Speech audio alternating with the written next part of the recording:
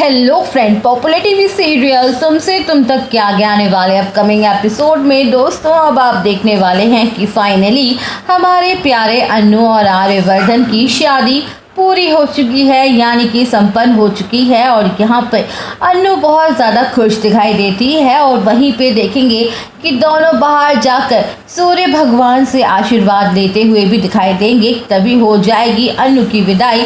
आने वाले एपिसोड में दोस्तों आपको देखने को मिलेगा ज़बरदस्त ट्विस्ट, जहां पर शादी की सारी रस्में हो रही होती हैं। अन्नू और आर्य दोनों एक दूसरे से वचन देते हुए नजर आएंगे। उसके बाद मीरा खड़े खड़े ये सब कुछ देख रही होती है, बहुत ज़्यादा जलस फील कर रही होती है और उसे बर्दाश्त नहीं हो पाता है। वो सोचती है कि मैं कुछ भी नहीं कर पाई और अन्नू और आर्य जो सर हैं वो एक हो ही गए, अब मैं कुछ भी नहीं कर पाऊंगी। इधर देखेंगे कि जब शादी खत्म हो जाती है तो पंडित जी कहते हैं कि शादी संपन्न हो चुकी है, अब आप दोनों जाइए बाहर, सूर्य भगवान से आशीर्वाद ले लीजिए। उसके बाद आप लोगों की विदाई की जो रस्म है वो शुरू हो जाएगी। अब यहाँ पे देखेंगे कि दोनों बाहर निकलते हैं और भगवान से जैसे ही आशीर्वाद लेने के लिए पहुँचते हैं तो सिद्धि माता आकर वहाँ पे खड़ी हो जाती हैं। सिद्धि माता बस दोनों को देख रही होती हैं और कहती हैं कि सफ़र की शुरुआत तो बहुत पहले ही हो चुकी थी, पर असली कहानी अब शुरू होगी। अब यहाँ से आप देखेंगे कि कैसे असली कहानी की शुरुआत होती हुई नजर आएगी। आप देखेंगे इस शादी के बाद बहुत सारे अतीत के राज खुलेंगे, एक के बाद एक ऐसे राज खुलेंगे। अब यहाँ पर अन्नू आर्य आशीर्वाद लेने के बाद अंदर जाते हैं और अंदर जाने के बाद सारे बड़े लोग जितने भी होते हैं सबके पैर छूते हैं, सबसे आशीर्वाद लेते हैं। यहाँ पे अन्नू बहुत ज़्यादा इमोशनल होती है क्योंकि वह टाइम फाइनली आ चुका है जब अन्नू अपने घर को, अपने परिवार को छोड़कर अपनी नई दुनिया बसाने वाली है। यहाँ पे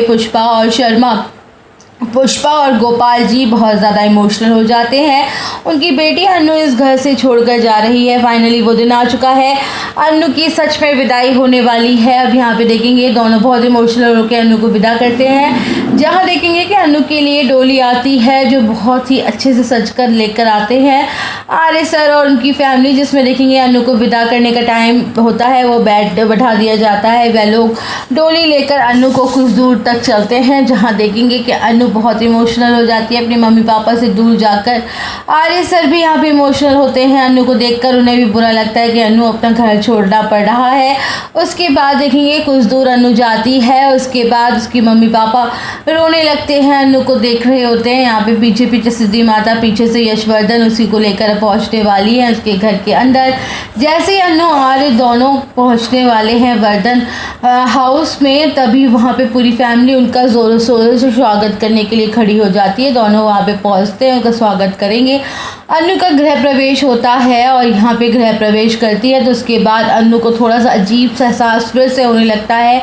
घर में जब वह बहू बनकर प्रवेश करती है तो उसके बाद देखेंगे कि अंदर जाने के बाद वो लोग बैठकर वहाँ पे जो बाकी की सारी रस्में होती हैं वहाँ पे हो रही होती दिखाई देगी। और यहाँ पे पहुँचने वाला है यशवर्धन की एंट्री जैसे ही होती है सब लोग शॉक्ड हो जाते हैं कि ये लड़का यहाँ पर क्या कर रहा है। उसके बाद जब वो घर के अंदर पहुँचेगा ना तो उसे सब कुछ याद आना शुरू हो जाएगा। अब तक जो उसे याद नहीं आ रहा था कि आखिर वो कौन है, उसकी पहचान क्या है और कौन उसके अपने हैं कौन पराए हैं, सब कुछ वो सोच रहा था। लेकिन जब वो घर के अंदर कदम रखेगा यशवर्धन को सब कुछ याद आना शुरू हो जाएगा। इसी घर में रह रहा करता था वो, उसका बचपन गुजरा है और ये रीज़न है कि उसको सब पता चल जाएगा आखिर कौन सा रीज़न है जिसकी वजह से यशवर्धन ने ये घर छोड़कर वो चला गया था, उस घर से वो छोड़ दिया था। ये बहुत बड़ा राज जो है वो दोस्तों हमें आने वाले एपिसोड में पता चलेगा। आर्यवर्धन को इतना देखकर वो डर क्यों रहा है, सारे राज खुलेंगे। तो आप सब बने रहिएगा हमारे साथ, वीडियो को लाइक, चैनल को सब्सक्राइब करना ना भूलें।